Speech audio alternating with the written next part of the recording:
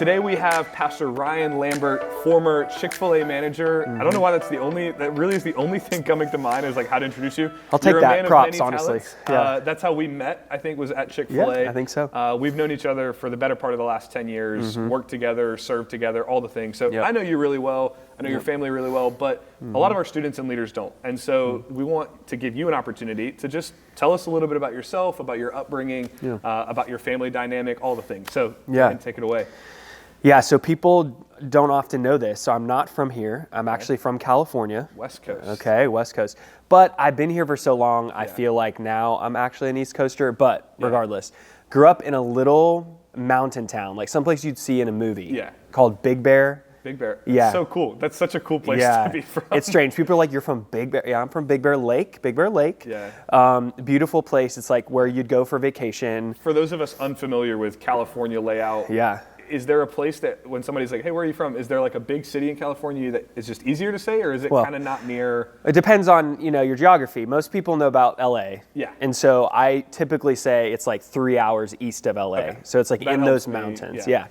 So it's great. It's a great place. So people are often like, oh, I'm so sorry you had to grow up in LA with the traffic and the smog. Yeah. No, I got to grow up where people vacation and it was awesome. It's a little ski resort town and it was pretty isolated, like in a good way. Like I felt like I had a great childhood, a great experience. So what's unique about my family is I have two much older brothers with the same two parents. It's awesome. So what's the gap between you and your oldest brother and then the next oldest? So 20 years in between me and my oldest brother, and then 17 years. So were you a surprise to the family? Yeah, some would say a mistake, but there's no mistakes in the Lord's eyes, right?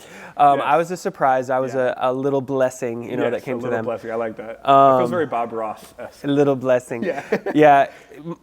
My parents said, "Oh, okay, we're going to do this in our mid-40s. Like That's great." Doing their last high school graduation. Yes. All right, we're restarting. Yeah, Joe was off to college, Richie was graduating, and then here I am. So they had an army supporting them, coming around them during that time. But it was great. So I basically grew up like an only child, which has its benefits and its drawbacks. I think I definitely got all the attention I wanted, but then on the other hand, it can make you a little selfish and have to work through some things. And but my parents were so supportive of me. I had a great childhood. What were some of the things, again, because I don't think a lot of people know, especially like that you're from California, but like what were you like as a kid? What were some of the things that you were like into? What were your hobbies growing up in California? How long were you in California also? So I lived there from birth to 18. All the way up through high school graduation. Oh, gotcha. And I went to one college year in California and then I came out here. Okay. So, but yeah, if you know me today and if you know my essential characteristics, that's what I was as a 10-year-old. Super type A, super perfectionistic. Like if I got an A-, there would be tears. Really? Not because your parents were mad at you. No, it's all me. You were so hard on No, yourself. actually, my mom would literally tell me, Ryan, I hope you get a C so that you can chill out. Take it easy on yourself. Chill out. Yeah. So no, they wanted me to be mediocre for a second, but not me. Just to take it easy. Yeah. So I was super hard on myself, still am today. Yeah. But no, I was very driven. I kind of had, the core story I tell people is, I went through my pudgy phase.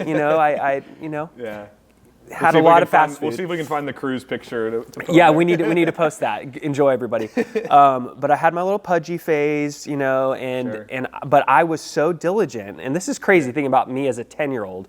I said, I'm going to lose 30 pounds, Mom and Dad. I'm going to put myself on a diet. Did I do it? I absolutely did. I put myself on a diet. I started exercising. You were a runner also? Yeah, I started running after that. Okay. So that kind of propelled me into that, it. Yeah. But that was just who I was. When everyone else was staying over at someone's house, staying up late, I was like, I got to go to bed because I got to get up early. As a 10-year-old. So that's who I was, which again, I hung out with adults a lot. I really got along with adults. People my age, not so much. Yeah. Not so much. So talk about early gospel influence, any church involvement. What was that kind of like growing up? Did you guys go to church regularly? What were your parents disciples at home? Yeah. I think definitely we grew up as cultural Christians is what I would call it. I think there was a definite desire to be moral and to do what was right. And, my dad grew up Catholic and my mom grew up Methodist. Okay. So when those two marry, it's like a perfect works situation where it's like, we're going to look good in society, we're going to do good, but church didn't really leave Sunday morning. It was kind of, we went to this was an event we did, we got some good things from it, and then we just did our life, rest of the week. And so that's how I grew up. But God's grace is wonderful.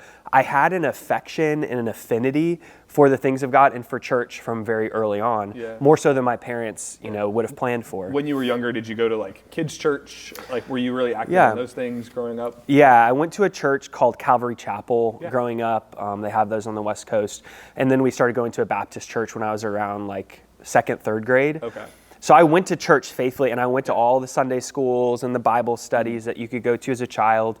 And I had an affinity for it. I loved it. So I wanted my own Bible. I wanted the little Bible study books from the bookstore. I wanted the bookmarks. I wanted all those things. I could see, even if I didn't fully understand, there's something good about this that I was holding on to. So you kind of talked about how like you had this drive and you wanted, whether it was the health and fitness or just like the doing well in school, was that connected to like your early understanding of religion and like the laws and morality that's associated with Christianity? What was the connection like between those things growing up? Yeah, I think there's definitely a connection when you think about, if someone is a perfectionist, then they're going to read that into the Bible as well, and they're going to be very hard on themselves, and they're going to, it's a perfect recipe for legalism, honestly, is what it is, which is part of my story. I'll get into it in a little bit. But I expected myself to be sinless. I expected myself to obey this God and follow him perfectly, and then when I didn't, and that usually came at that age from a correction, right? When I did a normal thing that a kid would do wrong, and my parents would give me all grace, or a teacher would give me all grace, but I would be crying in the corner because I was like, I've messed up, I've failed, and that was so hard on me. So I think I did read that into the Bible. What about, so you go through middle and high school, that's kind of your experience. At when did anything change? Was it during high school? Was it post high school? Yeah, so I think a big kind of milestone for me was in 5th grade. I went to a summer camp. I feel like everyone has a camp story, right? And it was my first stay away camp, which is a big deal. And I went with my friends from church, and I'll never forget the theme that year was Galatians chapter 6 about sowing and reaping. And I can see like the little coloring sheet in my mind even today. And something about that teaching, something about the way the preaching went that week, my heart was really torn up. Even as a 10-year-old, I remember feeling like I could see eternity and I could see forward into something I wanted. And I knew there was something missing. So, of course, classic altar call at camp, and if anyone wants to come down, come down. So I came down and I went forward, and as they did their follow-up, I had the little pamphlet I had, and I received Jesus that night and all those things. And I think there was some sense of the Lord moving, but soon after that, I got baptized in my home church, and so that was something to celebrate, as a 10-year-old. And then I just continued. But you hit the nail on the head. I think middle school and high school is when a lot of these things, you realize when the world comes in contact with this juvenile faith, like what happens. And I believe I trusted that God was. I trusted who Jesus was, but I hadn't really considered what it was to turn away from sin.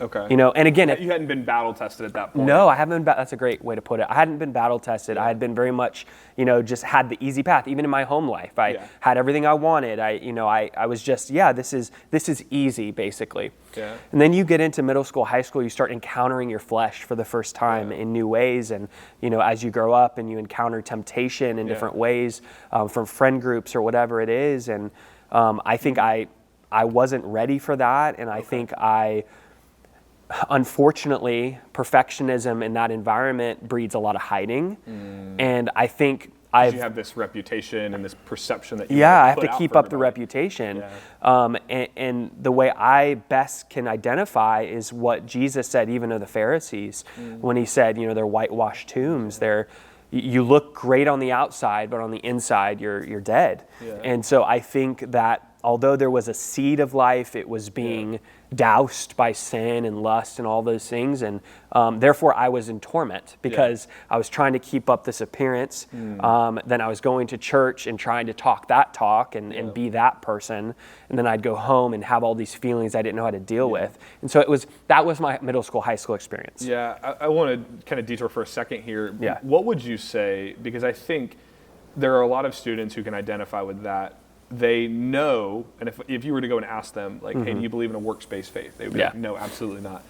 But they experience kind of what you're talking about, they're so torn up about like being perfect, or being this like perfectionist, like being perfect, and then saying like, I'm not doing these things right. And they just are so, it's so draining walking in that. But they would say, like, how would you counsel someone or a student who's like, I know I'm not saved by works, but everything in their life and the way that they treat themselves and their faith and their failures maybe would communicate otherwise. Like what would be, and maybe what for you, what was the answer out of that? What was the thing that got you out of that kind of vicious cycle? Yeah, I think it's so deep-seated that it takes, even now, there's pieces of it that I have to work through.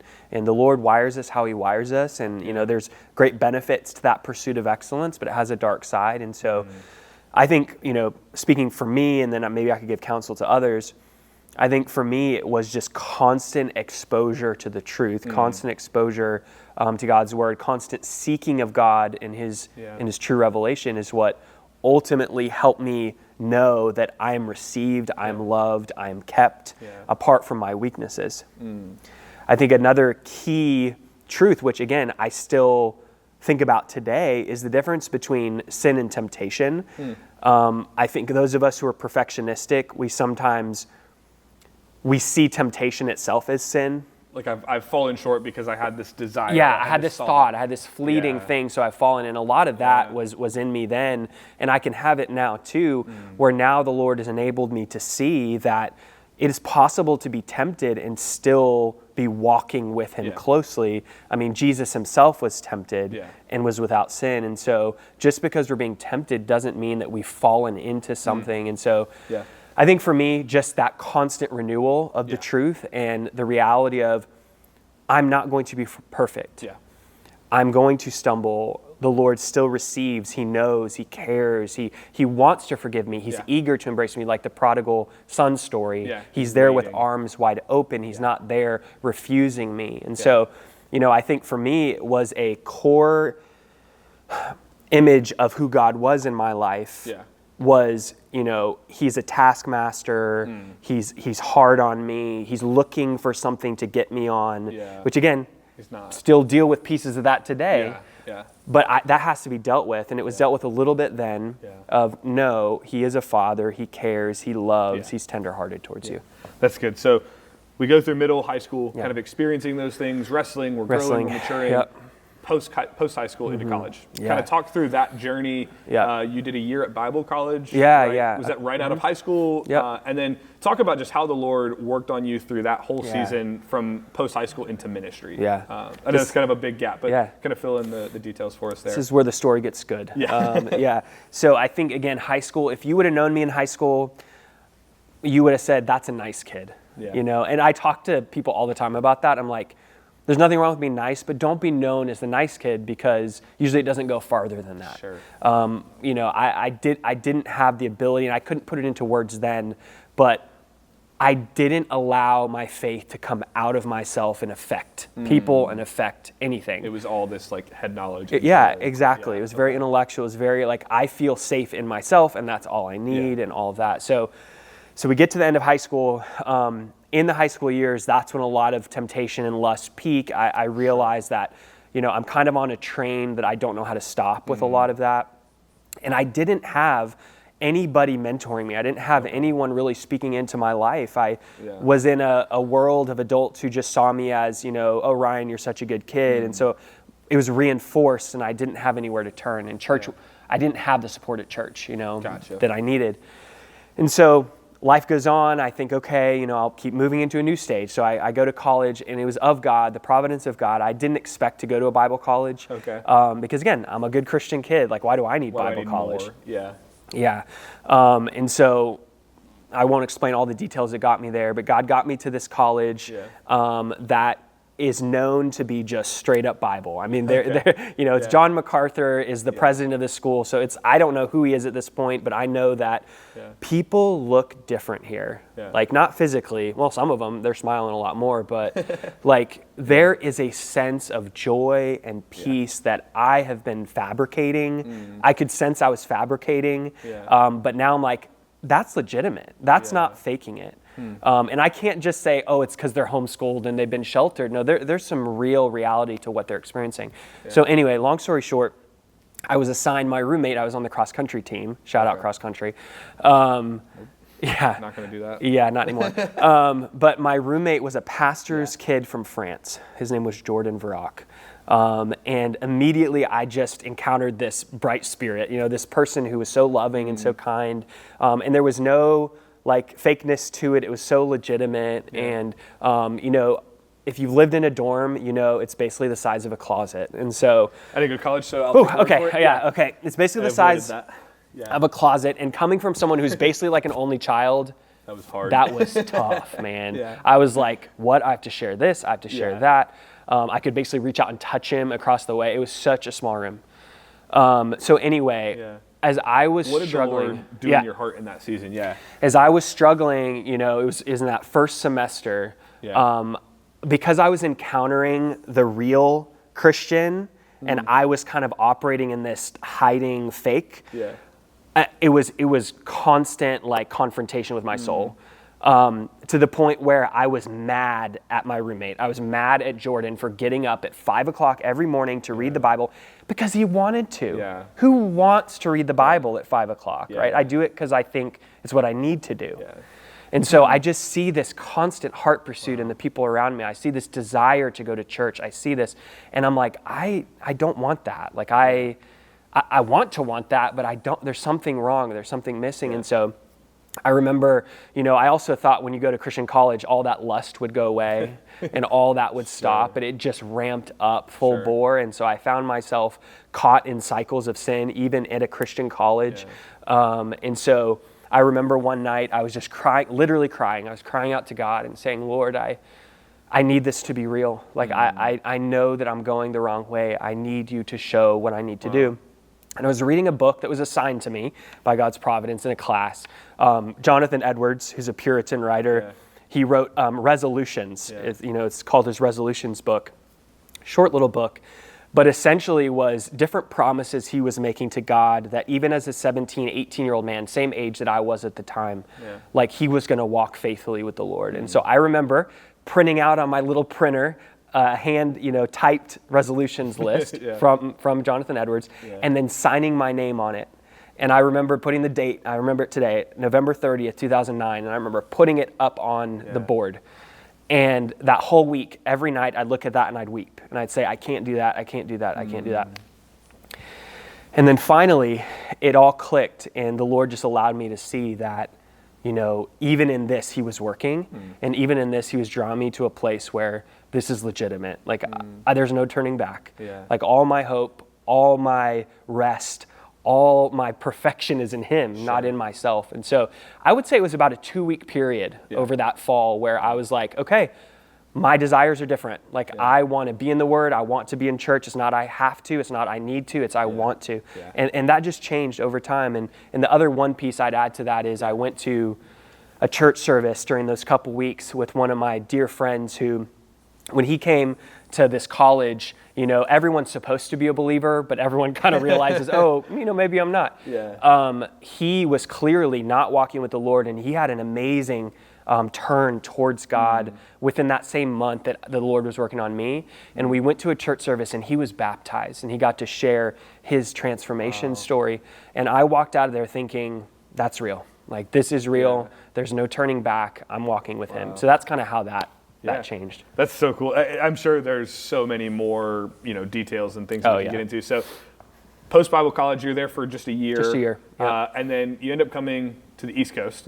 And we'll skip a lot of the details. Like I said, you worked at Chick-fil-A for a little bit, went to college out here. UNCW. What about, and we'll kind of begin to land the plane here, involvement in church, children's ministry was kind of your launching pad into ministry.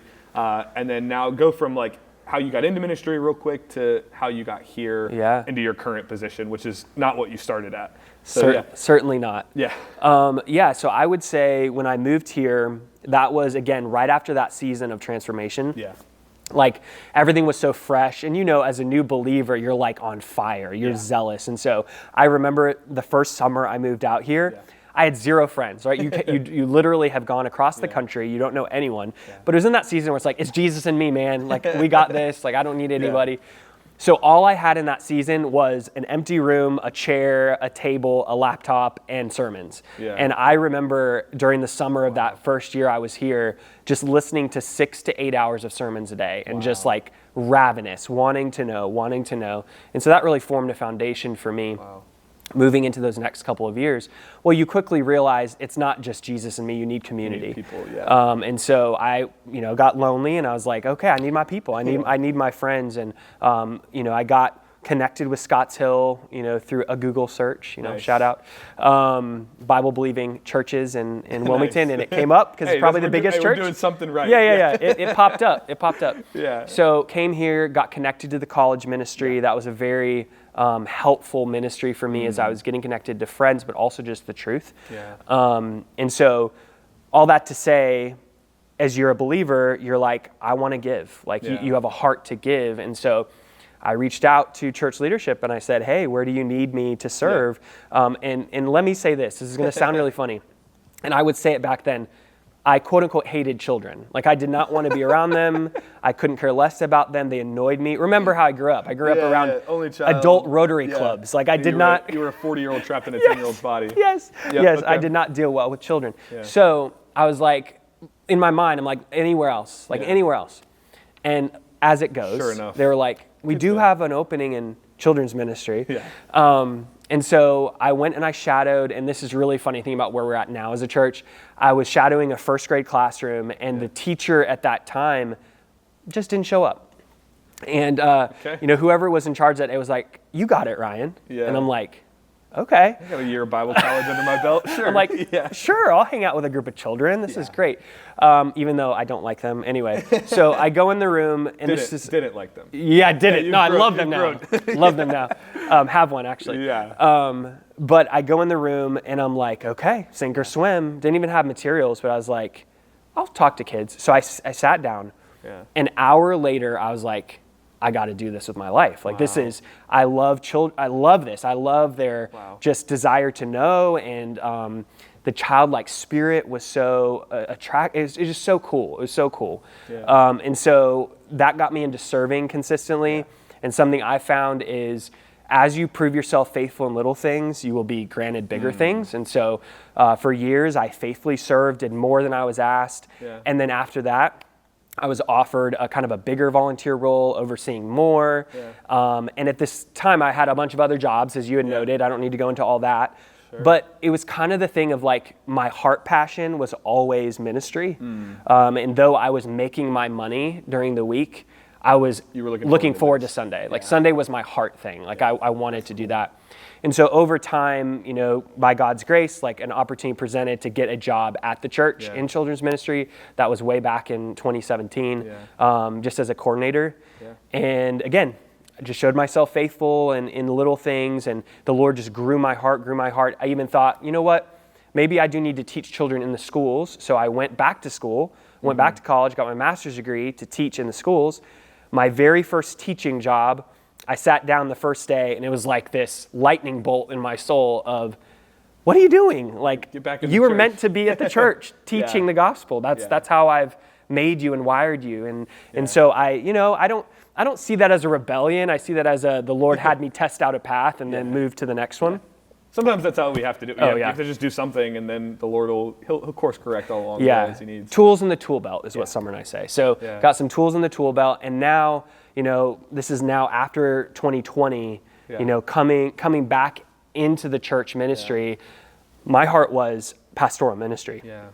I've seen, I've done, I've experienced, and now the Lord, I feel like, was expanding my heart to be for the church, not just for children in the church, not just for teenagers in the church, but for the church. And so that's where I'm at today, and I just trust the Lord going forward. And I've heard it said, I believe it, you've been called to ministry if you can't really see yourself doing anything else with joy. Yeah. And so that's just where I'm at. This is until the Lord tells me otherwise. This is what I'm doing. So now, and we'll wrap up with this. You're now serving as the family pastor here over not just kids anymore, but kids middle and high school also all together. Really partnering not just with the students and the kids, but with the families. Yeah. And so, Ryan, if there was just one thing that you could say, this is like your moment to, if you had to sit down in front of every student, middle and high school that is watching this, what's something that you want them to know or take home or be encouraged by based on just your own testimony and, of God's faithfulness in your life? What's something that you would encourage or challenge them with? So what I would say to them is actually the same thing I was able to say in part when I preached recently at youth group. But I think it's so important I would bring it up again and again. And that is, there is a great difference between knowing about Jesus and knowing Jesus. And the reason I say that to these students is because I know the environment this is. I know not everyone has that story, but if you have my story or parts of it all, this is just what you do. This is just, it can become so commonplace, it can become so routine. And I was deceived as a middle schooler and high schooler, thinking I was on my way to heaven, but I was not.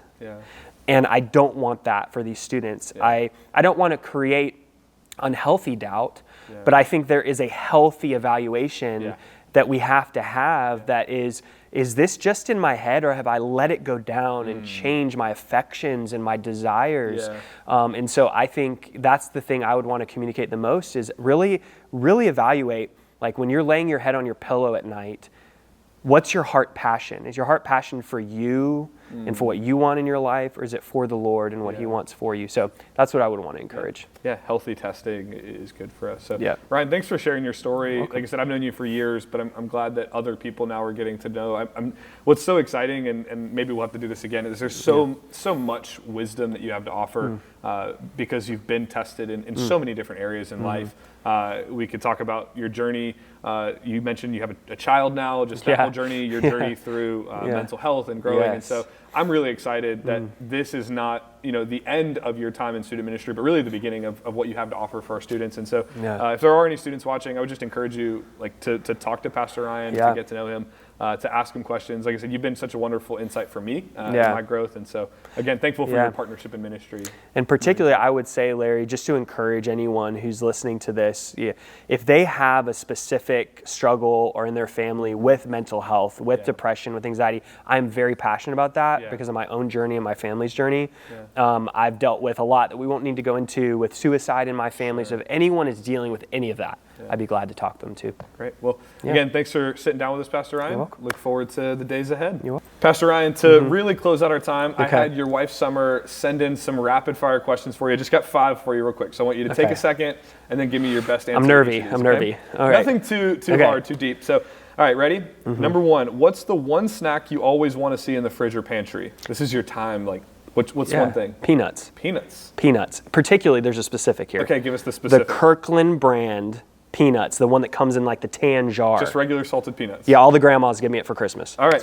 What is your favorite shirt right now? It's a fun one. Yeah. So I think I'm just a plain tee guy right now. I'm in that stage of life. Maybe it's dadhood where it's like I don't bother with a collar unless I need to look presentable. Okay. So I think just a nice plain tee. What color? I like the neutrals. I'm liking a tan, a gray, a nice ocean green. All right. What gives you the ick? Oh, no. I'm just such an organizational freak. Like if I walk into a space and things are everywhere, which makes me nervous for having a toddler soon. Like I've been at my friends' houses and it's like, as someone with a little over a 2-year-old, it's their space too. That's the big encouragement there. What are you currently reading right now? Okay, that's great. So you can give more than one answer. I told you this. I'm in my Audible era. Okay. I've realized that in this season I can't focus like reading an actual book, but if I'm walking and doing other things, I'm going to be listening. So as a team, we're doing Strange New World, which is great. So I'm doing that, and I just listened to an awesome book from someone named Johnny Erickson Tata.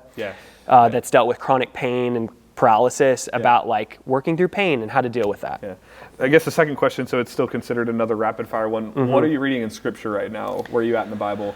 I'm all over. We talked about this too. I'm doing the reading plan for the church. Shout out. And so most notably, we're working through Isaiah. That's been really meaningful to me. And then different Psalms, like assorted Psalms. Nice. Yeah. And then last question, what movie do you quote the most?